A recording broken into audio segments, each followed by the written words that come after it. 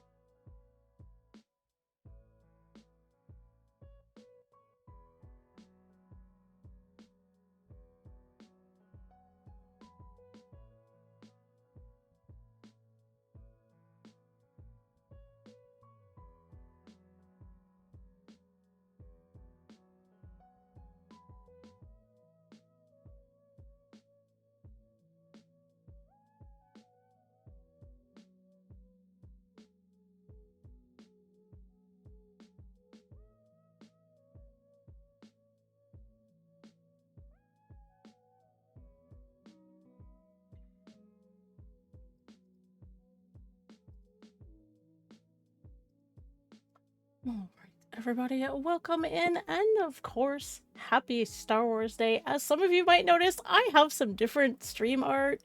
That's something that I've been working on with my artist for a little while. Let me know what you think.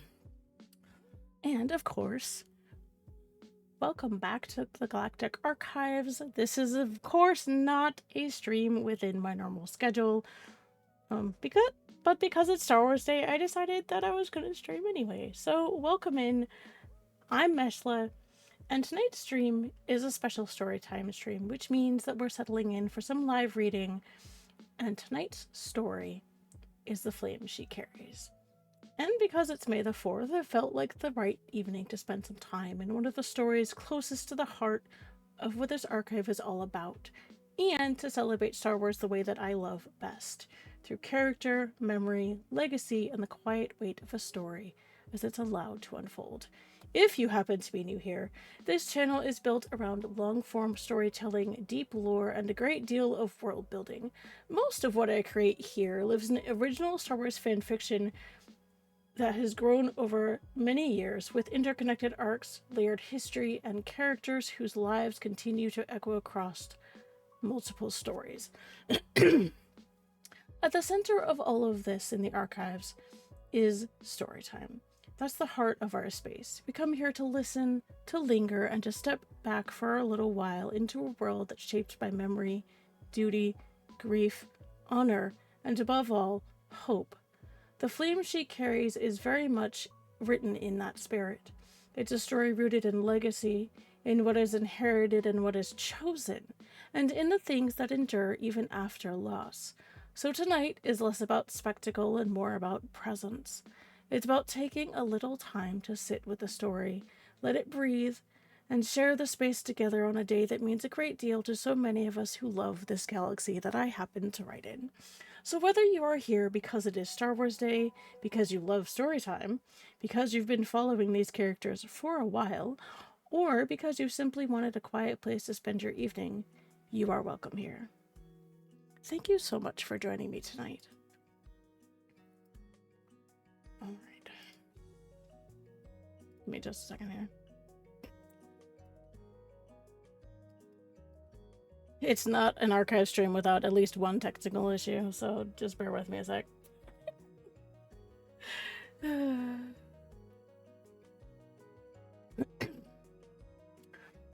For those who are unaware of the timeline for the stories in the archives, this story takes place between A Warrior's Heart and Steps into the Past, which we are currently reading through Steps into the Past.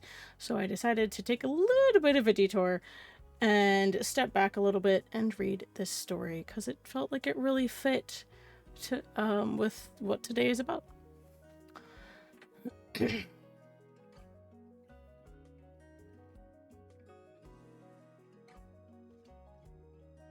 Also, yes, I did try to theme my shirt with what the story is about today. Yes, always the technical issues. But I did try to theme my shirt with what today's story is kind of about. So, we'll see how that goes. Wow, sorry. Voice is misbehaving.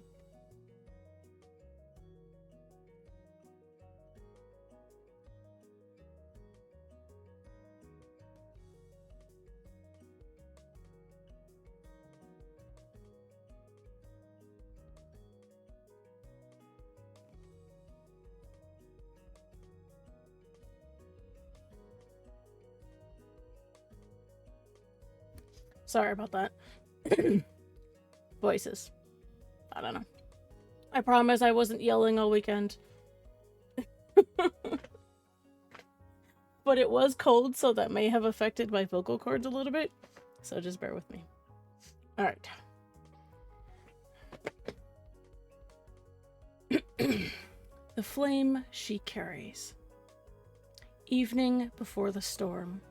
August 5, the Durza Estate Archives. The mountains had gone quiet in that particular way that only came after long strain, when wind, weather, and movement alike seemed to withdraw all at once, leaving the world suspended between breaths. The ridgelines stood in silhouette beneath the last light of dusk, their edges softened by distance and memory. Beneath them, the forest moved in slow, whispering currents, pine and cedars brushing against one another in a language older than war. No sound of engines broke the air. There were no distant patrol fires marking the horizon. Even the estate itself held still, its stone corridor settling into silence that wasn't empty, but watchful. At the door to the archives, Rel shifted as she approached. His movement was minimal, a quiet realignment of weight that brought him into full readiness without drawing attention. His gauntleted hand caught the heavy wood just before she reached it, easing the door open with a controlled pull that made no sound beyond the faintest shift of the hinges. He stepped aside without a word. As she passed, his visor tracked her once, only once, before settling forward again. To anyone else, it would have read as a standard post discipline, but the stillness that followed carried meaning. Shadow shift. The guard position adjusted to maintain internal line of sight without signaling active surveillance. Rel did not follow her inside. He didn't need to. The threshold was his post, and he held it. The archives received her the way they always had, without ceremony. The stone walls rose plain and unadorned around her, bearing no banners, no sigils carved in pride or declaration. Jarius Durza had never needed such things. His life had been the record, his choices the mark he left behind. What remained here in this room was not legacy in the formal sense, but something quieter, something that pressed against her as the moment she crossed the threshold. The desk stood where it always had, worn at the edges where hands had rested over years of work. The air held the faint scent of old paper, treated leather, and oil worked deep into the wood. Nothing had been disturbed, and yet the room felt different, heavier, as if the room itself had been waiting. Marin moved deeper inside, her steps unhurried and her presence folding into the stillness rather than breaking it. Her fingers traced the edge of the desk without thinking, following the grooves worn smooth by time. The contact grounded her, even as the weight in her chest tightened. It wasn't sharp or overwhelming, but steady and familiar. She had come here before, but never quite like this. The drawer resisted it when she pulled it open, the wood catching before giving way with a low, reluctant groan that seemed too loud in the quiet room. Inside the drawer lay the fragments of a life lived in motion, data cards stacked without perfect order, journals bound in cracked leather, their edges worn by years of use rather than neglect. She had seen them before, but she had never taken one. Not after Bastine, where silence had been the only thing she carried without breaking. Not after Galan, where grief had hollowed her out so completely that even memory had felt like a wound. And not after the chapel, where blood and snow had erased everything except survival. Now, something steadier held. It wasn't peace, but choice. Her hand settled on one of the thinner journals. Its cover was worn smooth from frequent handling. It opened easily, as though the page had already been turned to many times. Inside the pages, there were no tactical notations, no coordinates, no marine shorthand scratched in urgency in the margins. There was a sketch. The mythosaur. It was simple and unrefined. It was drawn not as a symbol of defiance, but as something remembered and carried. Beneath it, unfinished lines traced the beginning of something else. Not the Jedi crest as it stood in the halls of the Praxium, not any formal sigil she had been taught to recognize. Something that had paused, something left unresolved. Her breath caught before she realized it had. Her fingers hovered over the page and then lowered, tracing the incomplete lines.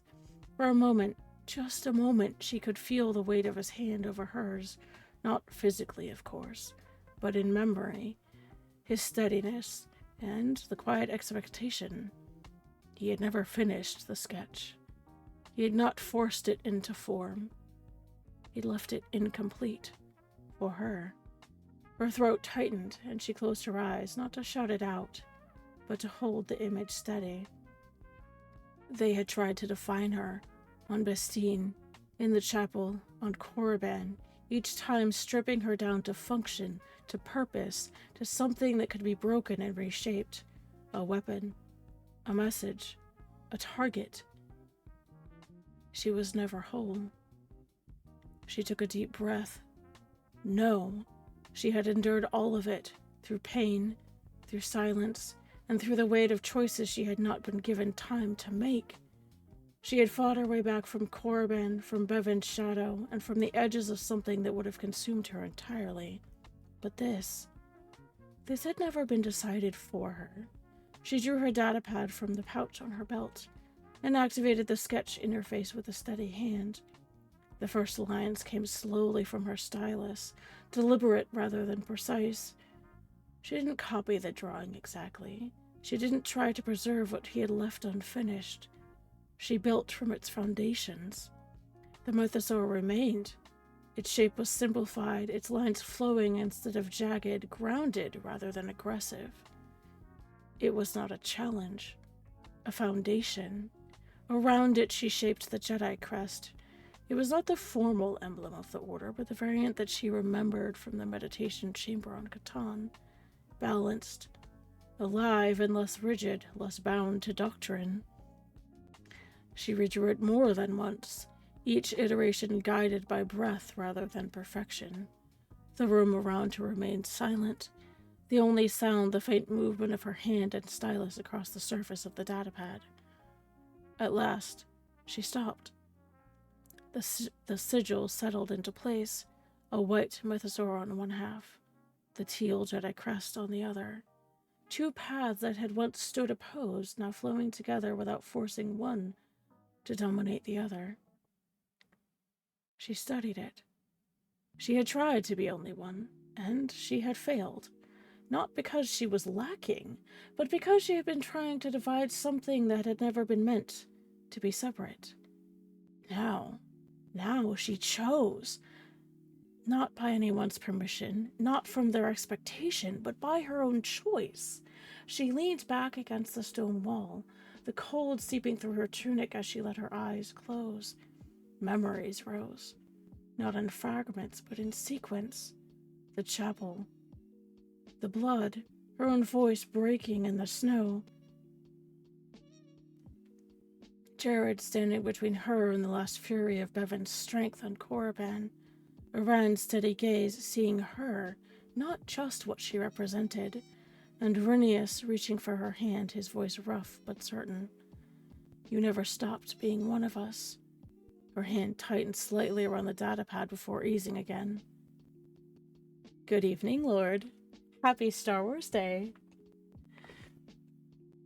No, she had not.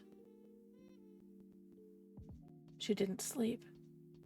When dawn broke pale and thin across the ridge, she moved through the estate without hesitation.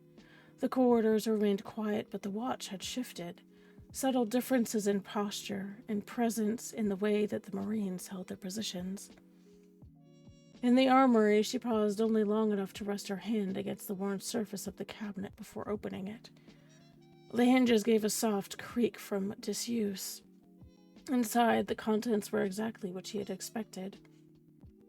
They were not arranged for display. They were not preserved as relics might be.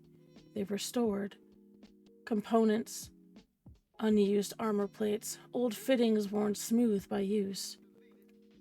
Armor elements that had been set aside, not discarded or forgotten. Her hand moved without hesitation, selecting an unpainted vambrace from the back of the cabinet.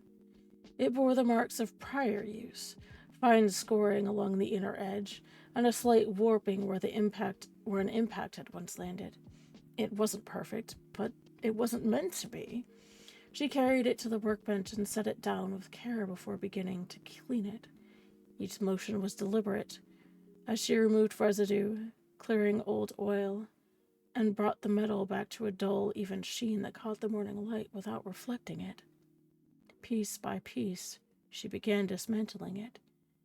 Each piece was laid flat as she separated the inner components. When she was done, the components rested before her on the bench. The vibro etcher rested in her grip with a familiar weight. It was heavier than a stylus, steadier, and it required intent behind every motion. She positioned the inner plate beneath her hand. The surface was clean and unmarked. For a moment, she didn't move. Then she drew a breath and began. The first line with the etcher cut cleanly into the metal, the sound low and controlled. She didn't rush the lines. She didn't even attempt to make it perfect. Each stroke followed the same path she had traced on the datapad, now translated into something permanent. The mythosaur, the crest, flowing together and placed where no one would see it unless she chose to show them.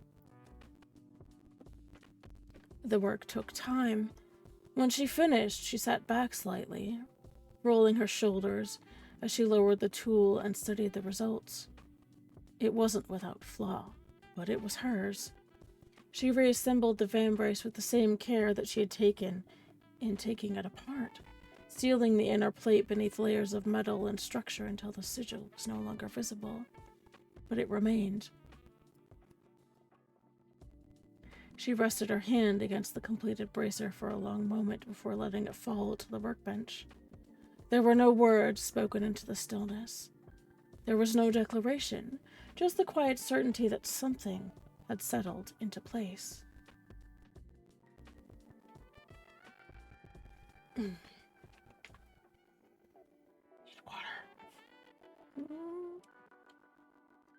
Yeah, if my voice sounds a little bit rough, I was dealing with cold weather this weekend, so just kind of trying to work the vocal cords a little bit. The inheritance of silence.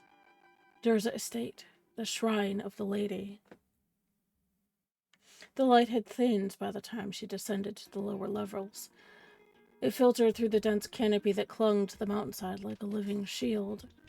What reached the lower halls of the estate was muted and diffused, a quiet gray that softened edges rather than defining them. The stone beneath her boots carried her forward without echo, as though the structure itself had learned restraint over years of watch and memory. The corridor leading to the shrine narrowed as it turned, not as it was designed for defense, but with intention. The walls pressed closer, the air cooling as it settled deeper into the mountain's hold.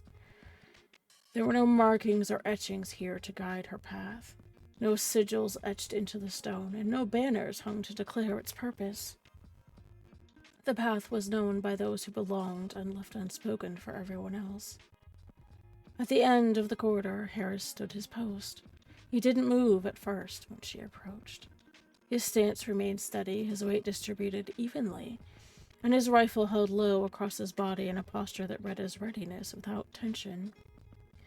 His helmet remained forward, fixed on the approach beyond her shoulder as though she was not yet part of the space that he was responsible for holding. Only when she drew within an arm's reach did he shift. The movement was controlled, his head lowering once, not in deference to her rank, station, or name, but to the chamber beyond the door, to the weight that it carried, and to the boundary she was about to cross. His offhand settled briefly along his thigh, his palm flat against the fabric as his stance widened by less than a half step. To the untrained eye, it would have read as nothing more than a balance adjustment. Shadow block. Access to the shrine remains protected. Passage is acknowledged but not shared. But the line was drawn. The shrine remained hers. He didn't speak, and he didn't even meet her gaze. Marin passed him without breaking stride, her presence quiet as she moved to the door. The wood beneath her palm was smooth, worn by years of use rather than polish. The grain held the memory of many touches, of hands that had opened this threshold countless times without ceremony.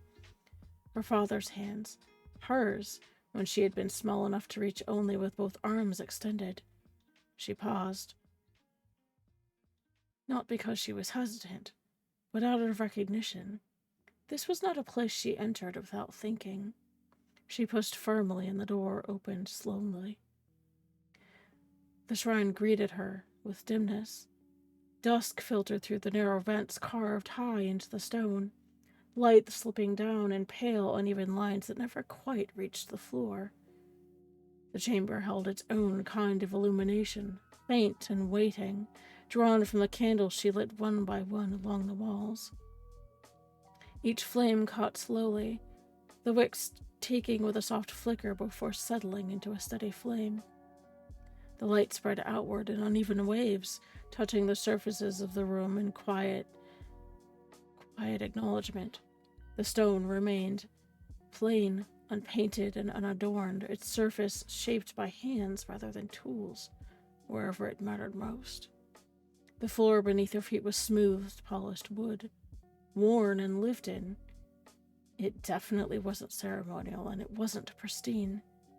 There was no altar in the center of the room, not even a raised platform. Only the carved niche at the far wall opposite the door, cut directly into the stone by hands that had known exactly what they were building, and why. Within it stood the figure of the lady. She was not depicted as temples might depict her. There was no symmetry forced upon her shape, no stylized perfection. Her right arm extended outward, not in command, but in quiet welcome, and her left hand rested over her heart, not as a symbol, but as truth carried.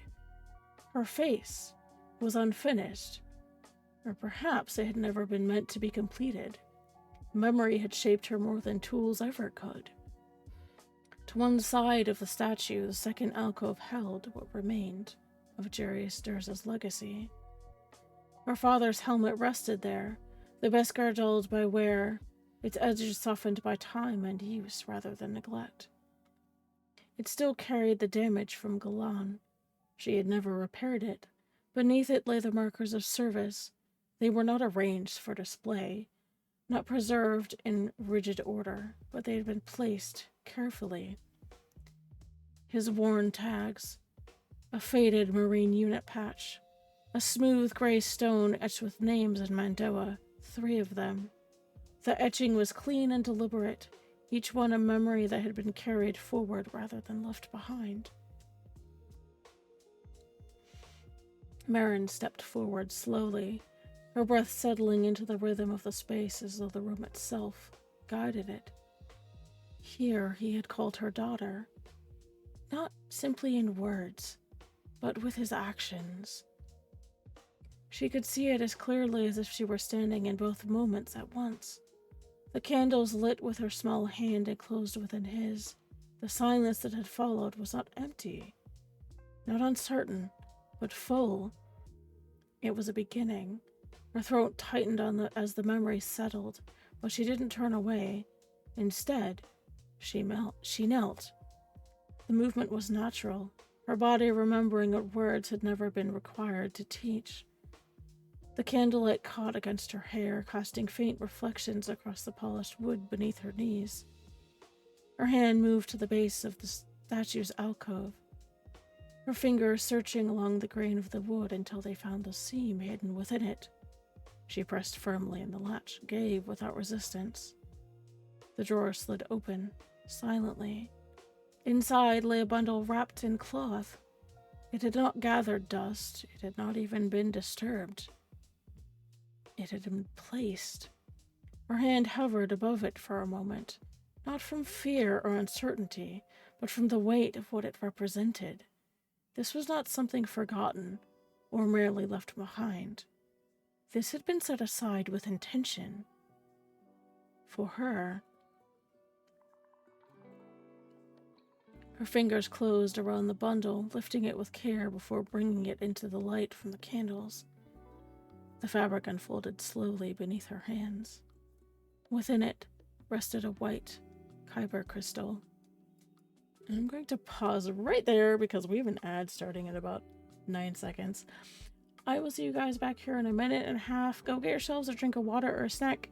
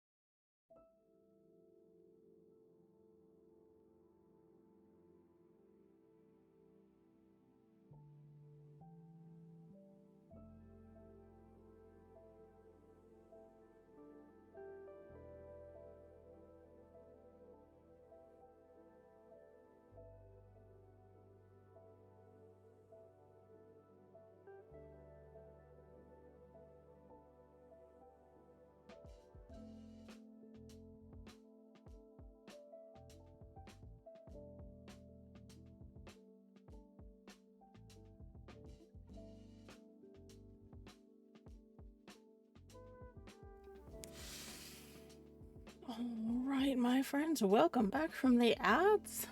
Hope you took the opportunity to actually go get a drink of water or a snack. Those are important. Alright. Within it rested a white kyber crystal. It did not bear the scars of fractures or forced alignment. It had not been broken or remade like the orange one from her saber. And it had not been taken through conflict and returned, changed. The light from the candles caught within it, refracting into faint shifting lines of light that seemed to breathe with them. Beneath the crystal lay a folded note. Her breath steadied as she set the crystal carefully in her other hand and reached for the paper. The handwriting was unmistakable, precise, controlled, and unembellished. It was Jarius's. She unfolded the paper slowly. If you ever come here after I'm gone, then it means you're walking your own path. This was meant for you, but not until you knew who you were. Not what the Jedi told you to be, not what I taught you to be. What you chose. There's more strength in the quiet than in all the war songs I ever knew. The lady watches. And I do too. Build it when you're ready. The words did not strike her all at once. Instead, they settled. Her grip tightened slightly around the edge of the paper before she lowered it, placing it carefully at the base of the statue. She didn't hide it, nor did she display it. The crystal pulsed once in her palm. She didn't move immediately. She remained where she was, kneeling in the quiet space between memory and choice. There were no forms to guide her here, no meditation posture imposed, and no instructions given. Only stillness. Her thoughts did not move in order. Well, they didn't really need to. The chapel rose first in her memories, the memory sharp and unrelenting, the weight of the moment pressing in from all sides, the helplessness carved into her bones as events moved beyond her control. The pain, the loss, and the sound of her own voice breaking against it.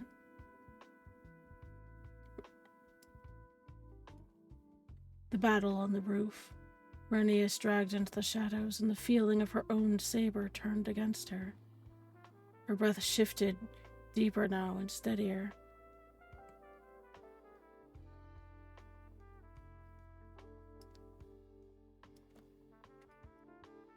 The sigil she had carved, the one she had chosen. Her father's voice, not the words, but the way that it had carried her name. Not as something given, but as something earned. The crystal pulsed again, stronger this time. It was not commanding her attention, but it was acknowledging it. Her fingers closed gently around it, not to contain the shape, but to feel its weight more fully. It was lighter than she expected, or perhaps she expected it to be heavier. She rose slowly, her balance centered in a way that had not always come easily. Beyond this chamber lay the forge, the work that she had not returned to since before Korriban. This was not the same. This was not a weapon forged in urgency or necessity. This was something she had chosen. The crystal warmed in her hand. For a fleeting moment as she turned towards the door of the shrine, she felt a presence at her shoulder. It was not visible, but known. She didn't look back. She didn't need to. She crossed the threshold without breaking stride. And behind her, the candles continued to burn steadily.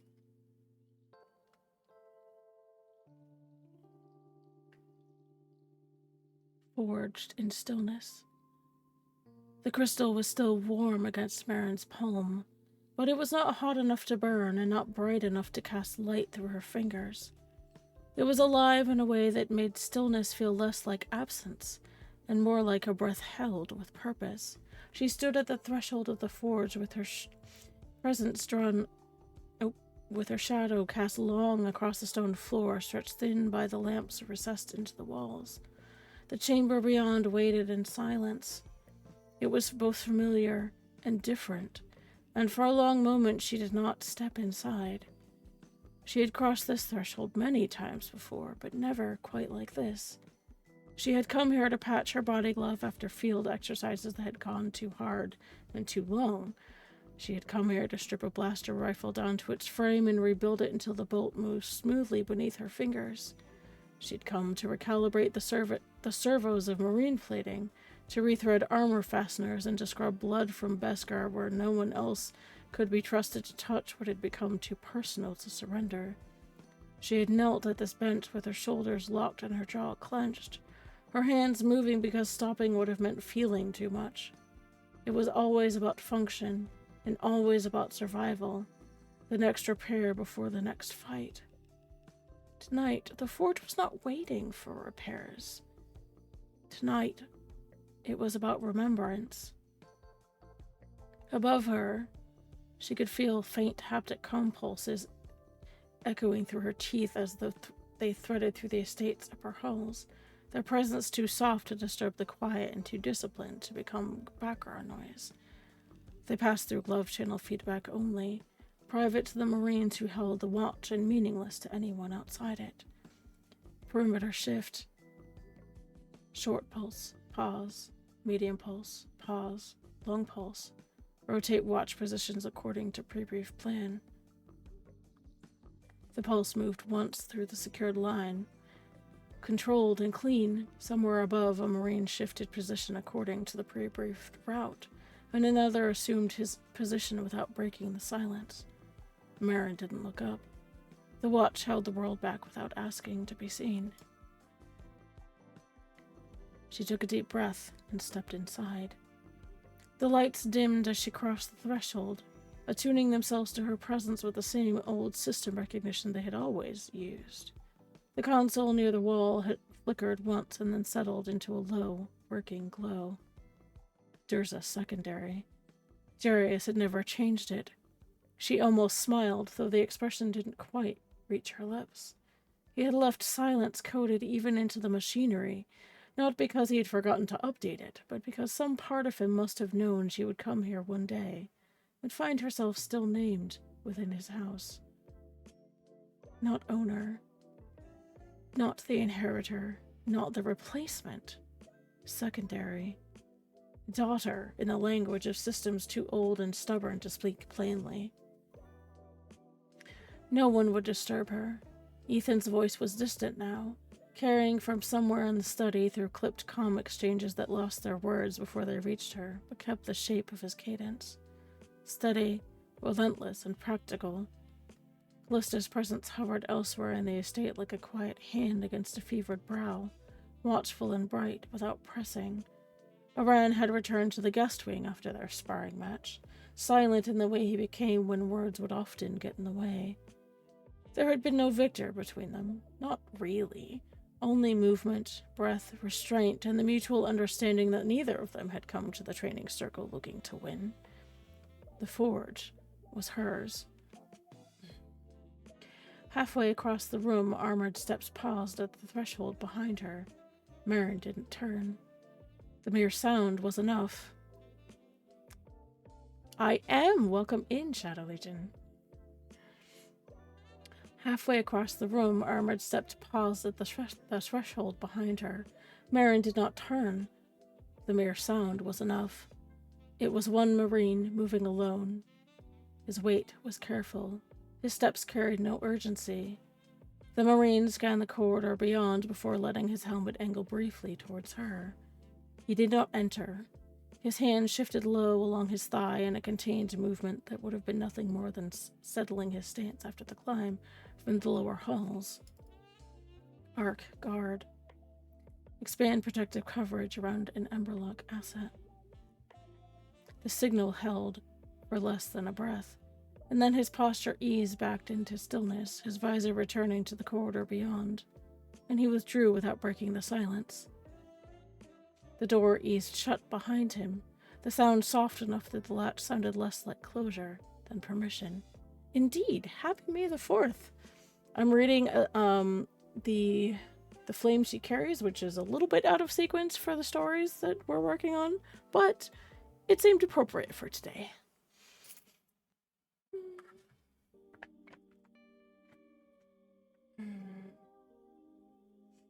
Alright. Marin let out a breath that she had not realized she was holding. She was alone. She was guarded. Both could be true. She began by laying the pieces in order across the central bench. Not haphazardly, and not with the hurried competence she had used on other nights when damage had demanded speed.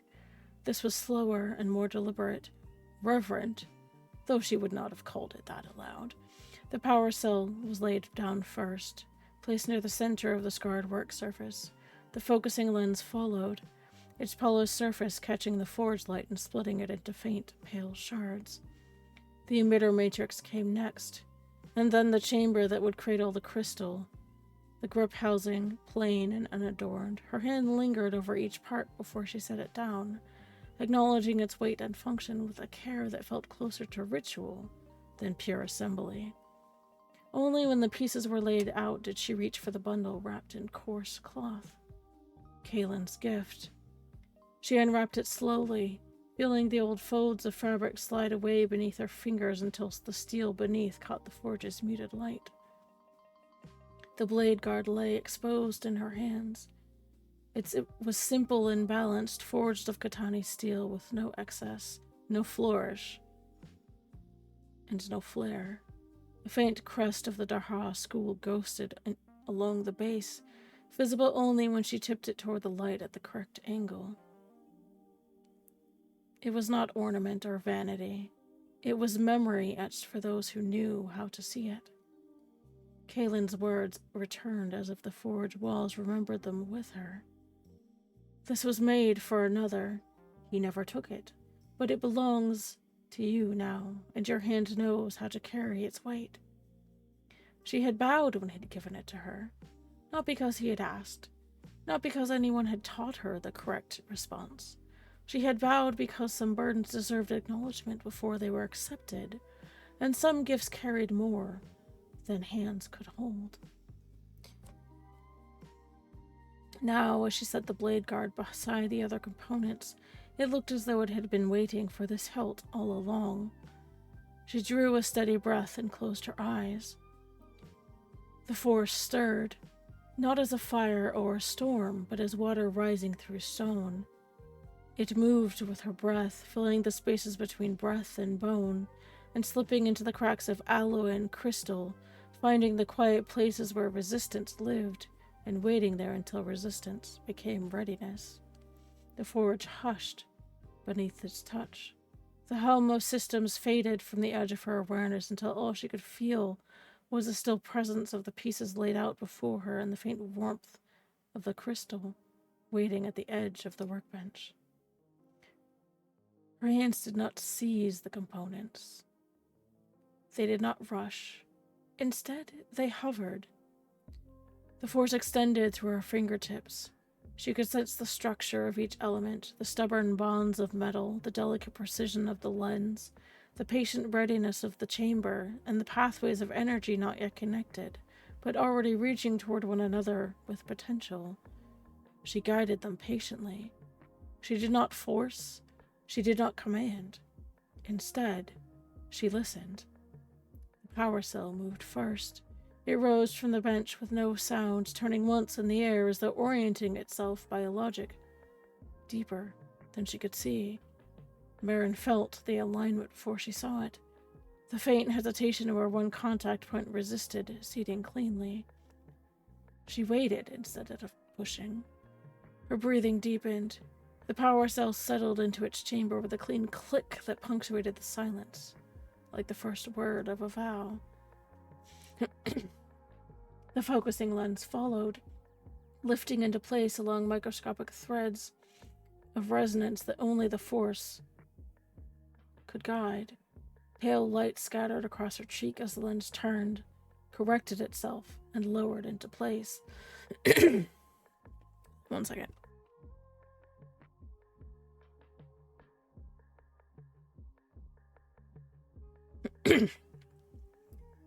The alignment was delicate enough that a careless breath could have ruined it. but her breath didn't waver. Molecular bonds shifted and realigned. The lens settled flush against its cradle and the scattered light steadied.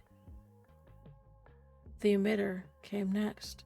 She steadied her hands, though it was the force that moved through her grip now, cooling where solder flared and fusing where metals resisted. A spark hissed at the edge of the matrix, white and brief.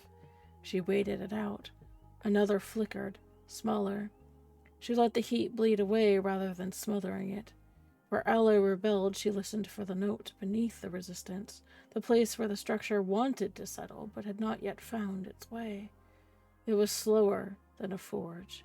It was slower than anger, and it required more trust than either. Then she lifted Kaylin's blade guard. It was heavier than it looked, the weight distributed perfectly along its curve. She held it in both hands, her thumb brushing the faint crest of the Darha, and let the force extend into it. It did not hum with power. It was not alive the way that Kyber was, but its balance resonated all the same. Discipline, readiness, and weight passed forward. She fitted it over the emitter housing. It settled without protest, aligning with the hilt as though forged just for this moment, though she knew better than to mistake readiness for destiny. Destiny had teeth. This was something quieter. This was choice meeting craft. Only the grip remained. She chose no sigil, no ornamentation, no declarations in metal or paint. The housing was a plain Durasteel cylinder, and the wrap was leather she had stripped from an old rifle sling. It was smoke-stained, scarred, and strong. Her fingers pulled it taut around the hilt, each tug creaking faintly as the leather softened with the warmth of her fingers. It smelled of ash and field wear, grounding the weapon not in ceremony but in life. It brought with it the memory of rain, mud, forests, old training grounds, and the stubborn persistence of things that survived because someone cared enough to maintain them. Beneath the blade guard, there were 3 concentric rings. She didn't know why she added them. When she was done, the hilt lay complete before her, save for its heart. The crystal still rested on its plate. Hi, Zenny! Thank you for redeeming your daily cat. Be sure to take care of it.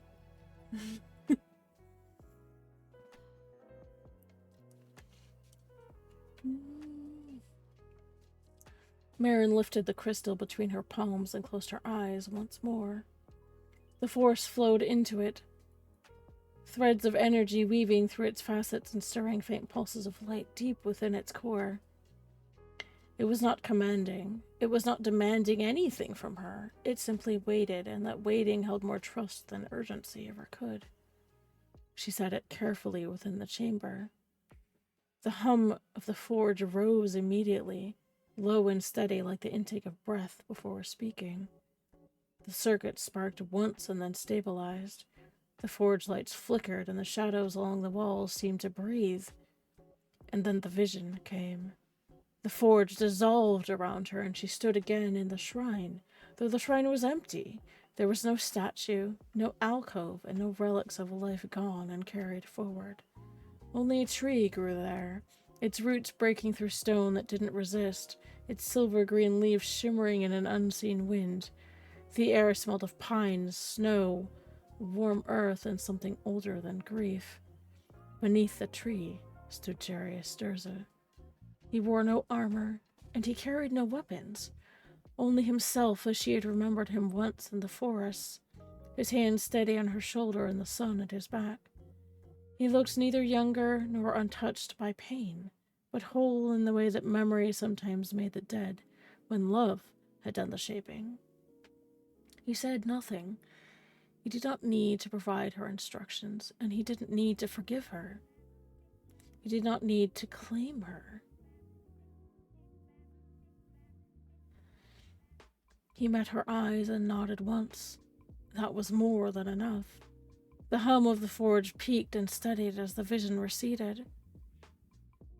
Marin opened her eyes.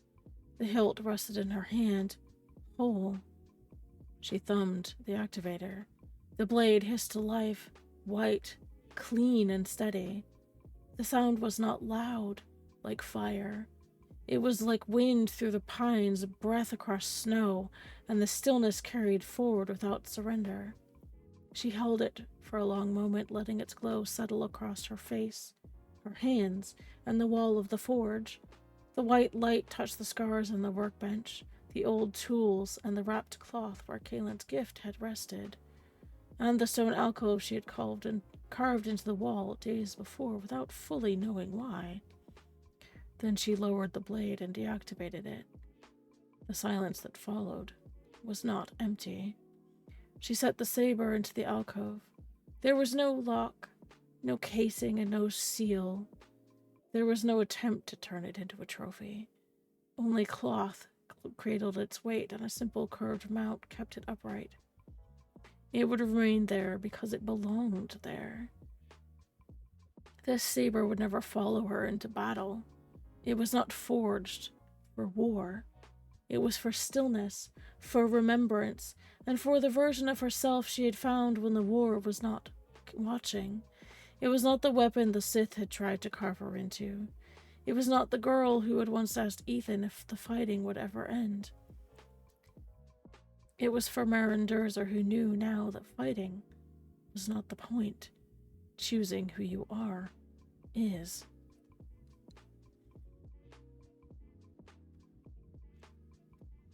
The colors of choice.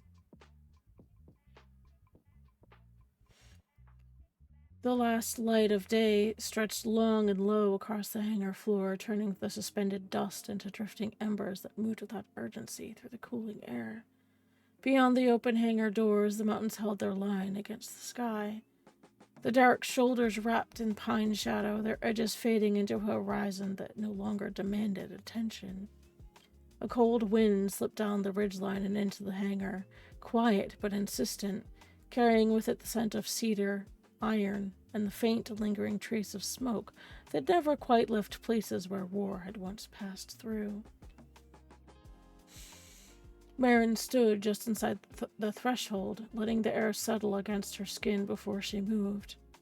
The forge behind her had gone still again, its work complete, and its presence receding into the background of the estate's rhythm. What remained here was different.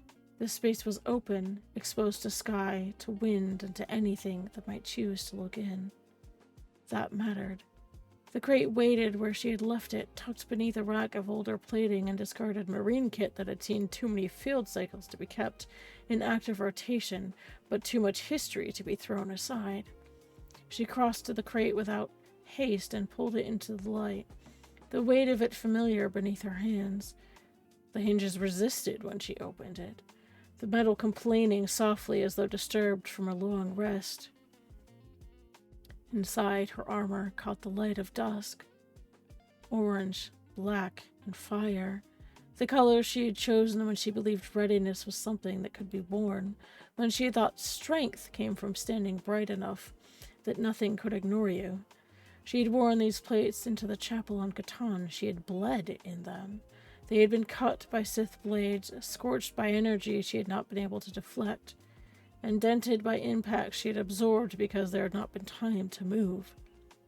She had cleaned them, reforged them, and resealed them, but the memory did not leave with solvent or heat. It held. She lifted the chest plate first, her hand settling flat against the surface as though acknowledging the weight it carried, before she moved it to the bench.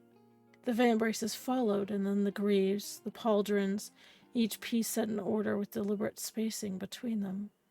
Her fingers lingered against each one for a second longer than necessary, not hesitating, but recognizing.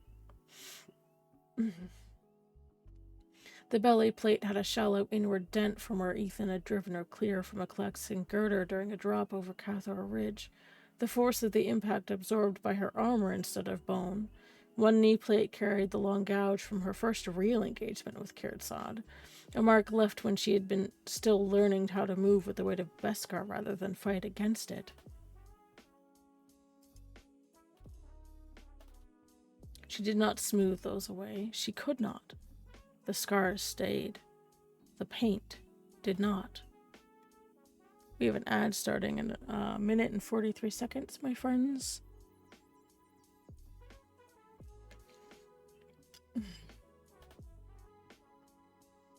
She turned to the shelves without breaking the rhythm of her movements, her hand passing over containers she had used 100 times before until she found what she was looking for.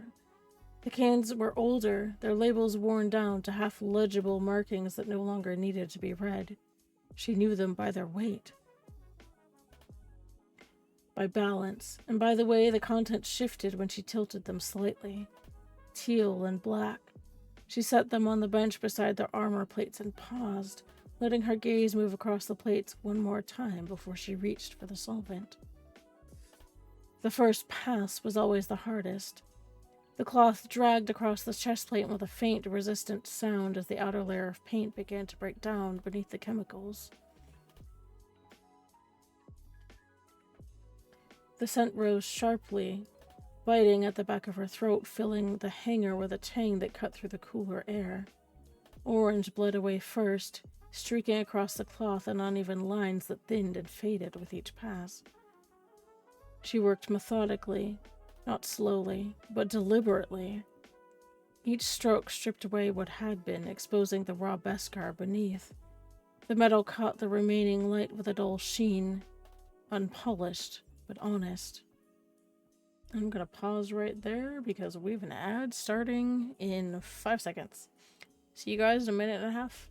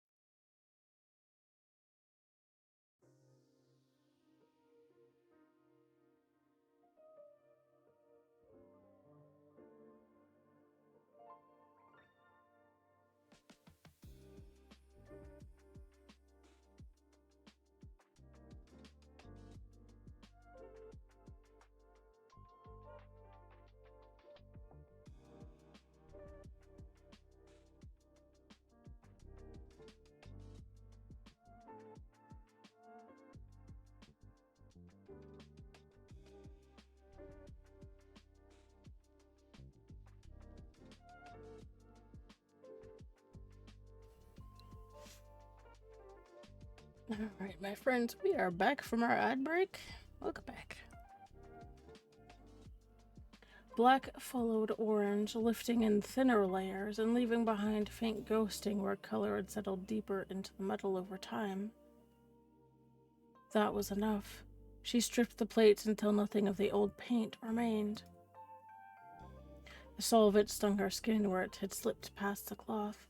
The metal beneath her hands cooled as the last layers of color gave way, leaving the armor bare. She set each cleaned piece aside in order, arranging them with the same spacing she'd used before and allowing the surfaces to breathe as the solvent evaporated. Only when the final plate lay stripped and still did she reach for the brush. Not the spray can, not the fast application that would coat everything evenly and leave no room for variation. A brush. She dipped it into the teal first, drawing the color up slowly until the bristles had enough paint to move without dripping. When she set it against the chest plate, she didn't rush the stroke. The bristles whispered across the metal, leaving behind a line that followed the natural curve of the armor rather than cutting against it. Teal settled into place. She drew the brush down the center line, her hand steady, and her breath guiding the motion without conscious thought. The next stroke followed, then the next, each layer building gradually and the tone deepening as the paint settled into the metal.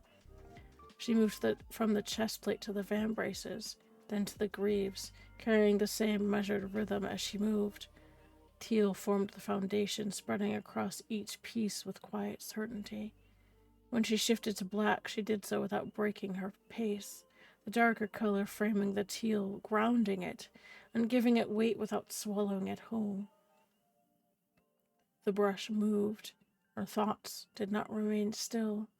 They moved with her hands, threading through memory without pulling her out of the moment.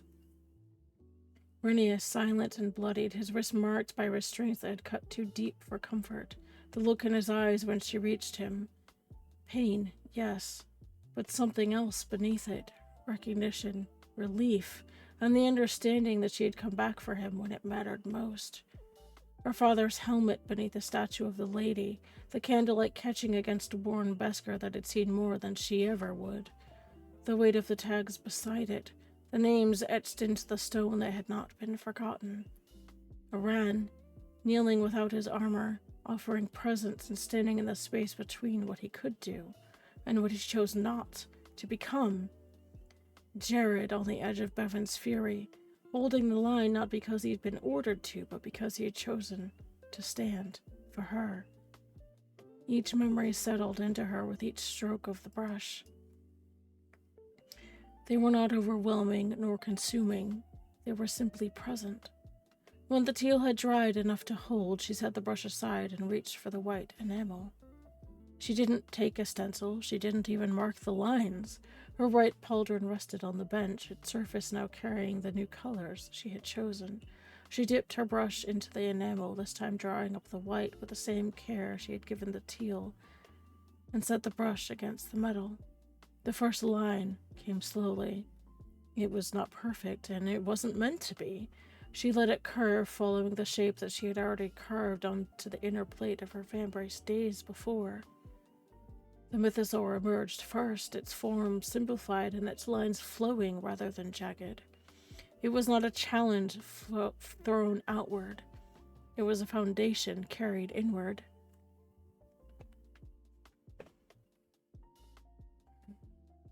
Ooh, good luck with that. Beta. Zenny, that looked like a really fun game. She built the rest around it. The Jedi crest followed. It was not the rigid symbol of the council chambers, but the variant she remembered from quieter places. Balanced, alive, and shaped by breath rather than decree. The lines met, overlapped, and settled into one another until they no longer read as separate forms forced together, but as a single design that had simply been waiting to be seen. She did not rush it. She did not correct the imperfections. When she finished, she set the brush down and leaned back slightly, her gaze settling on the pauldron. White, teal, and black, her sigil. The wind shifted again through the open hangar, cooler now, carrying the deeper chill of night down from the ridges. It moved across the armor, stirring the edges of the cloth beneath it, and catching faintly against the newly painted surfaces. Marin stepped forward to the hanger apron, her arms folded loosely across her chest as she looked out toward the mountains.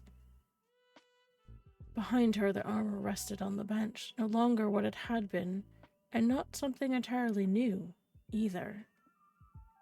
Something chosen.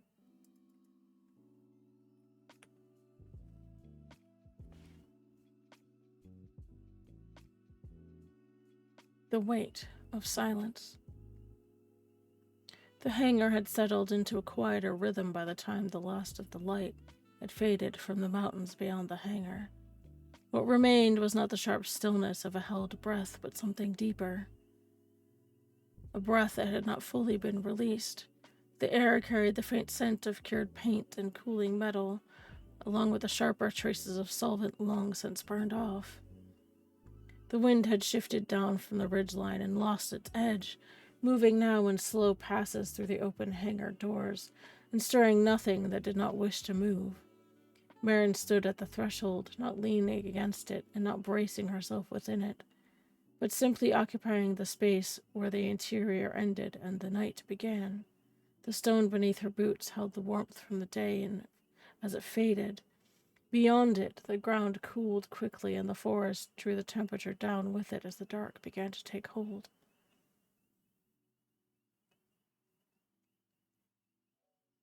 Behind her, the armor rested on the bench, its presence no longer tied to the act of making or remaking it. The work was done, what remained was what it meant, and that didn't need to be examined so soon.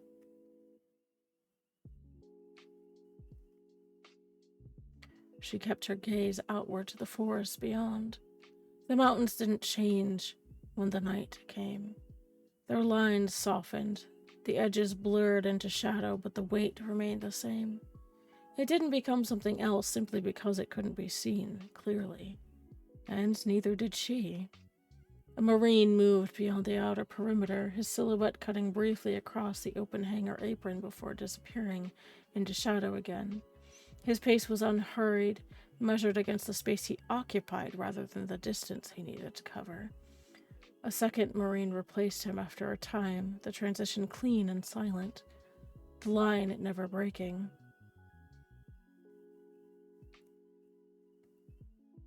The haptic pulse moved through the watch. Perimeter shift, short pulse, pause, medium pulse, pause, long pulse. Rotate watch positions according to pre-brief plan. The perimeter adjusted, and the estate remained what it had been since she stepped into the forge. Secure, quiet, and held. Marin felt the pattern without needing to focus on it. It passed through the background of her awareness like something familiar enough not to require her full attention, but precise enough to be trusted. They were still there. She drew in a breath and let it settle before releasing it slowly. The tension she had carried through the forge, through the deliberate act of choosing rather than reacting, had not disappeared. It had not burned off or broken away. It had changed weight. It no longer pressed forward. Instead, it rested. For a long time, everything had been forward motion, each decision driven by what came next, each step measured against the threat that followed. Even stillness had been temporary, something endured rather than chosen. After Bastine, stillness had been something forced upon her, heavy and suffocating, filled with pain and the absence of control. After the chapel, it had been something she avoided because stopping meant remembering, and remembering meant standing inside moments she had not had time to understand while they were happening. Korriban had not allowed stillness at all. It had demanded survival.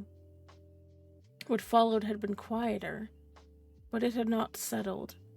But now, this was different. She was not being held in place. She was not being forced to stop. She had chosen to stand here. That mattered more than anything that had come before it. Footsteps approached from the inner corridor.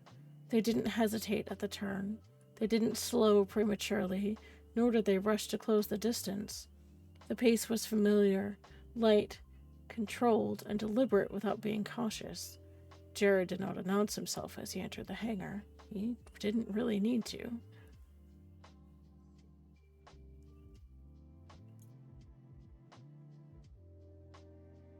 Yeah, I can definitely understand that with a beta.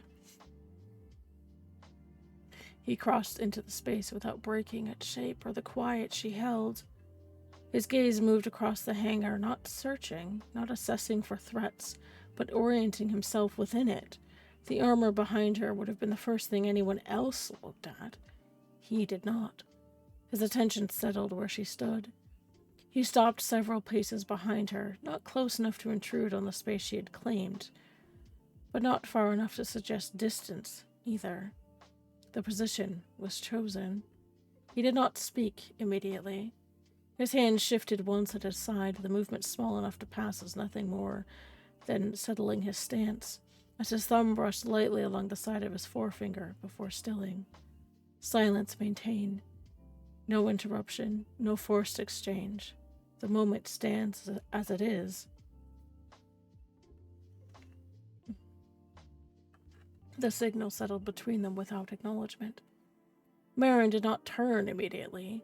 She let the silence remain intact for another breath, and then another before shifting just enough to acknowledge his presence, without fully breaking her gaze from the night beyond the open hangar. "You came in quieter than the Marines," she said, her voice low and carrying easily in the still air without disturbing it. Jared's breath shifted in what might have been the beginning of a quiet laugh, though no sound followed it. "They have more ground to cover," he said after a moment. "I just had to find you." There was no weight in the words, no accusation, no concern to press forward as a question. It was only a statement of fact. She nodded once. "I wasn't hiding." "I know." He didn't move closer. The distance between them held, not as a separation, but as space given intentionally. He followed her line of sight toward the mountains and let his gaze settle there rather than turning toward the work that she had left behind. "That's new," he added after a moment. She glanced at him then, just enough to catch the edge of his expression in the low light. "What is?" "You staying in one place without meaning something's wrong." There was no edge to the words, no attempt at humor to soften it. It was simply an observation, spoken without judgment. Marin let out a breath that might have been a laugh, though it settled into something quieter before it could fully form. "It still means something," she said. "Yeah, just not that." The wind shifted again, moving between them and out into the open air. It carried the scent of pine and stone and something colder from higher up the ridge. Neither of them moved to follow it.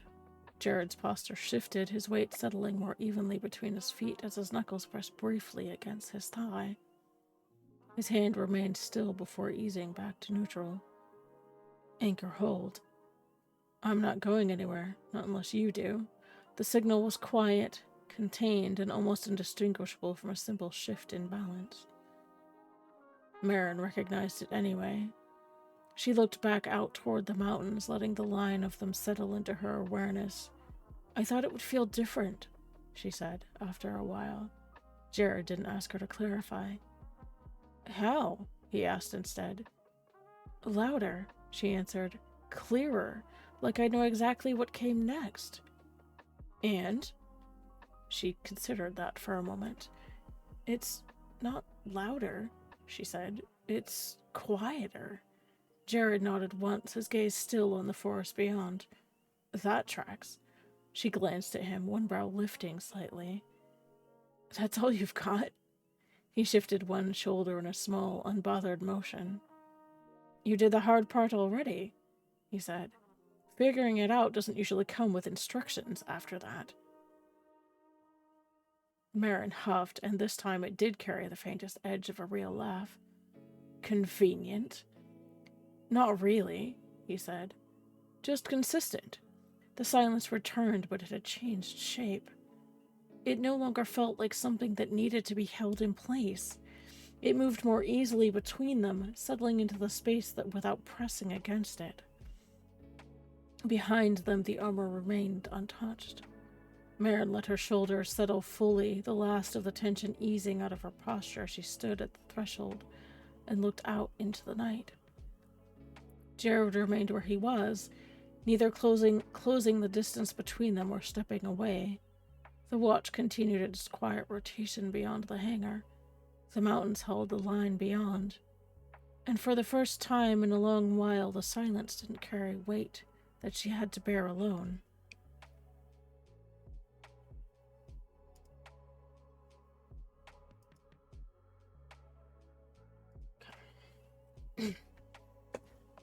Slouching. If you see me slouching, please yell at me. I do that a lot.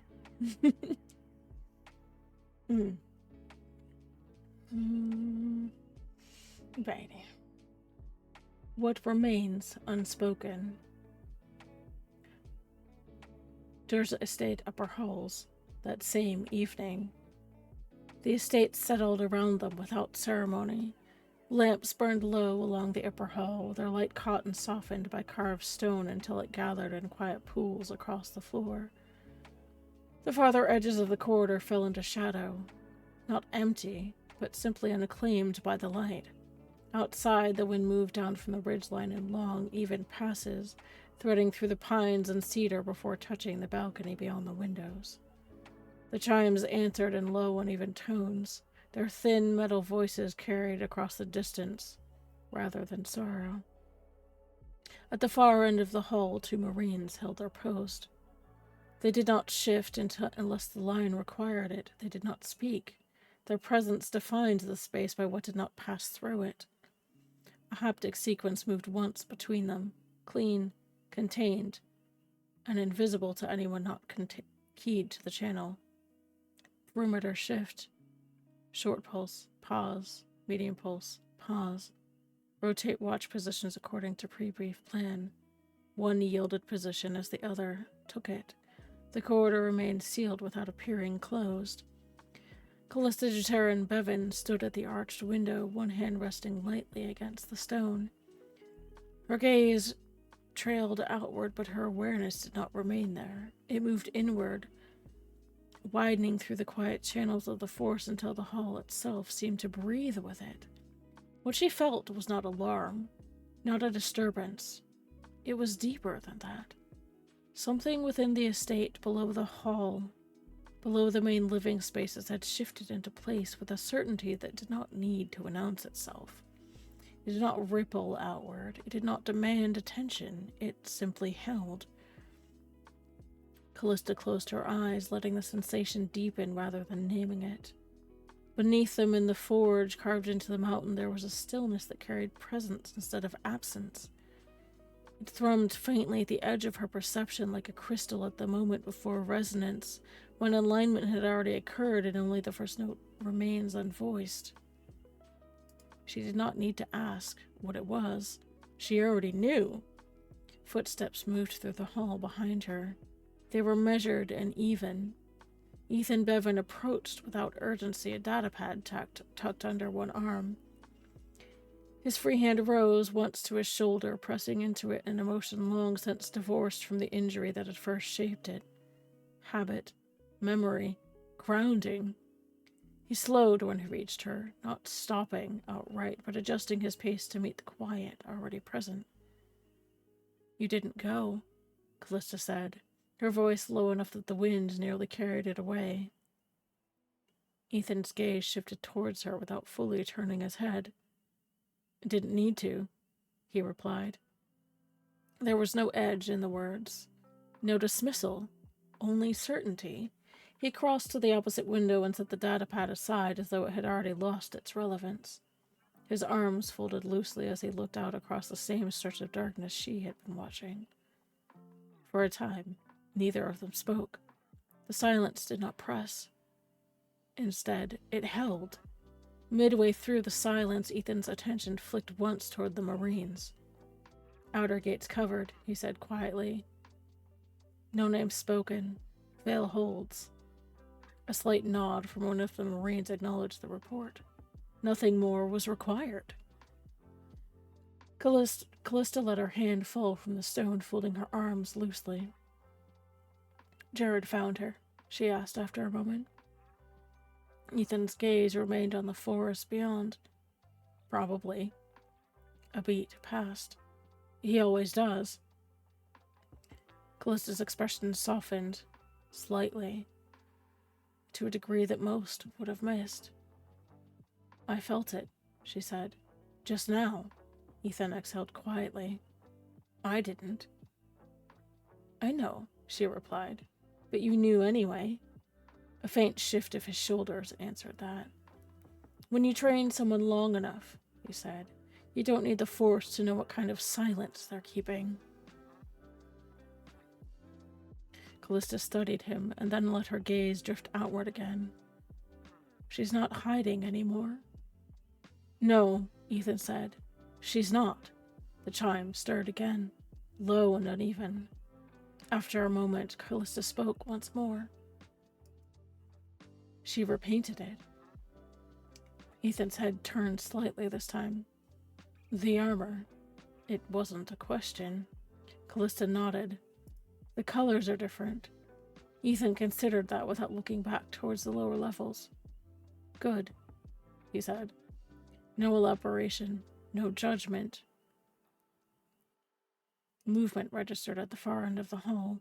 Jared crossed the threshold at the same measured pace he carried everywhere else in the estate, his attention settling quickly within the space rather than searching it. He acknowledged the Marines with a brief glance and then continued forward. He stopped a few paces from Ethan and Callista, not stepping fully into their space, but not holding himself apart either. The position was chosen and balanced. Ethan's gaze shifted to him. You saw it. Jared nodded once. Yeah. Ethan watched him for a moment, reading more than the answer itself. She settled on it? He asked. One question, with no push behind it. Jared's expression didn't shift much, but something in it eased. She did, he said. That was all. He offered nothing but beyond what had been asked. His hand moved once at his side as his thumb brushed lightly along the side of his forefinger before stilling. Silence maintained. That's enough said. Ethan saw it. He exhaled once, slow and quiet, and let the line close where Jared had drawn it. All right, he said. The matter was settled. Callista's gaze moved between them, the faintest trace of warmth touching her expression before fading again. She's changing, she said softly. Not just recovering. Ethan nodded once. I know. Callista's gaze returned to the mountains beyond the windows. She's stepping into something, she continued. Not what Jarius was, not what any of you expected. Ethan's shoulders tightened, though his tone remained even. She's not him, he said. And she's not you, or Stefan, or me. No, Callista agreed. She's not. The wind shifted again, brushing along the windows. She's herself, Callista said. Finally. The words settled without needing emphasis. Ethan gave a single nod. She's almost ready, he said. Callista turned her head slightly. For what? Ethan's gaze returned to the dark line of the mountains beyond the windows. For whatever comes next. No one answered him. Jared's attention had already shifted outward again, facing in the same direction Marin had been facing when he found her. The chimes stirred once more in the night air, and in the space between what was asked and what was left alone, Marin's choice held. And that, my friends, is the end of the Flame She Carries. I hope you enjoyed tonight's reading, and I hope you had a good start to your week, and happy Star Wars Day. Definitely wasn't planning to stream tonight initially, but I'm glad that I did. And I hope to see you all back on Wednesday for our regularly scheduled Storytime stream, where we will be reading chapter 21 of Steps into the Past.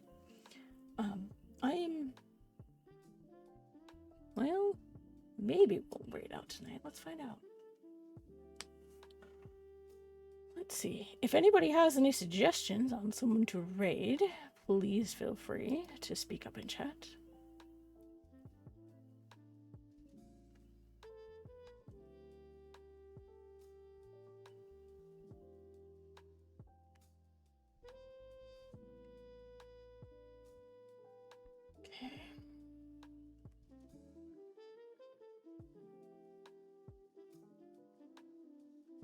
Just taking a real quick look.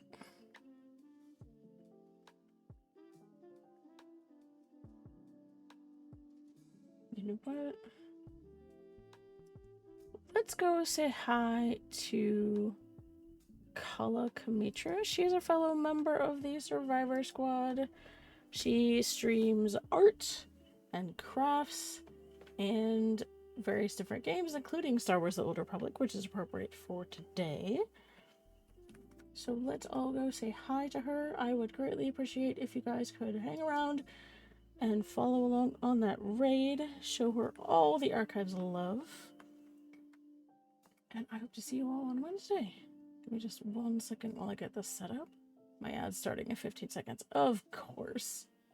Snooze. Okay.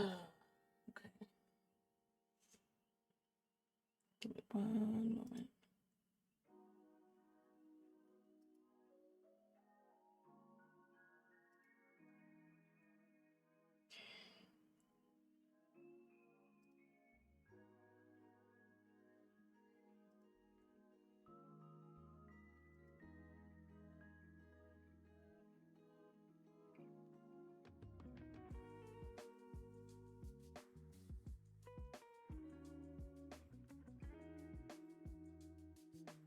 All right, friends. Thank you so much for coming by this evening and hanging out while I was reading. And I hope to see you all Wednesday. Be sure to take care of yourselves and drink your water and take your meds. Get that rest. Oh, good. She's about to raid out, actually. Give me a second. That's awkward. Give me 1 second.